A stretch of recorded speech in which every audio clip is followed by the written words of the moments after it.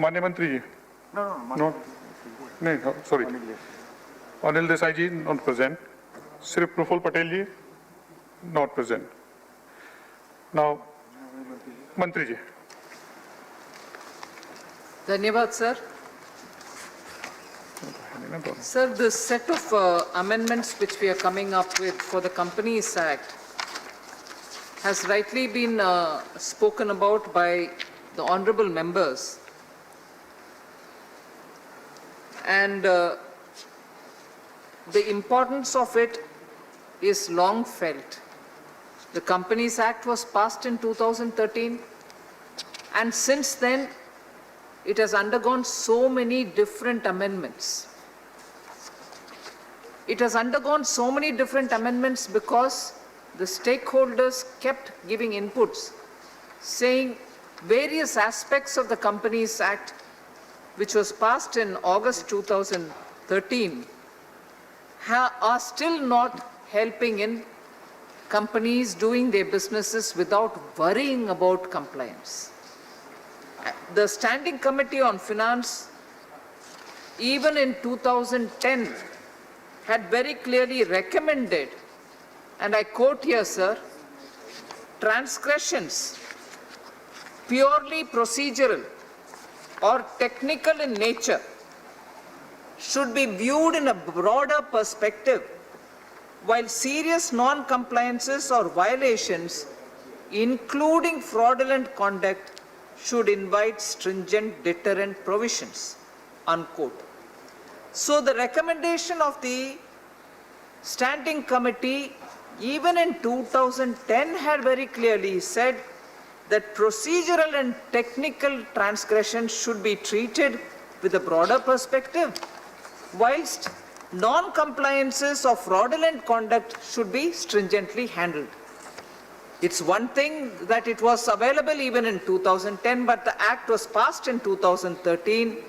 And after having passed the Act, we continuously feel and hear the voices of the people in the ground saying it still has a lot of issues, and therefore we keep coming back to this Honorable House for amendments. This time, I can put it as a small condensed one-liner about what this amendment is all about. It is essentially consists of two different compartments. The first one consists of 48 amendments, all of which aim at decriminalization and related matters. The decriminalization is important, and also greater ease of living, both for the companies and also for citizens, is important. So compliance related issues are being made simpler. There are 13, the second compartment that is, there are 13 amendments, meaning 13 sections are getting amended, one new chapter is getting added, and there are 3 new section insertions. Therefore, I like to underline the fact that the first compartment of 48 amendments are decriminalization aimed at, and the second compartment with all the 13 sections and 1 new chapter and 3 new insertions are essentially for ease of living. In the ease of living compartment that I am talking about, there is 1 new chapter that I am introducing, and that is going to help many producer organizations. And today, producer organizations don't just remain in the manufacturing realm. They can also be in the agricultural, which is the primary sector, in which they can be fishermen producers or they can be farmer producers, all of whom can get covered. And at this time, it won't be inappropriate if I highlight the fact that in my budget speech, I had very clearly mentioned that Government of India is planning to form 10,000 farmer producer organizations, all of which will have a rural impact, and therefore this protection which comes through here, protection in the sense of giving ease of life for the farmer organizations or manufacturing organizations, producer organizations, is equally important.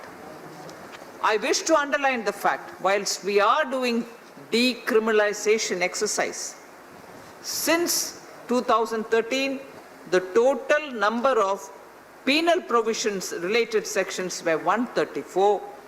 Then it came down. Today, after we pass this bill here, there will only be 124 sections which have total penal provisions. But what we are not touching, what remains like what it was in 2013, is the non-compoundable offences section.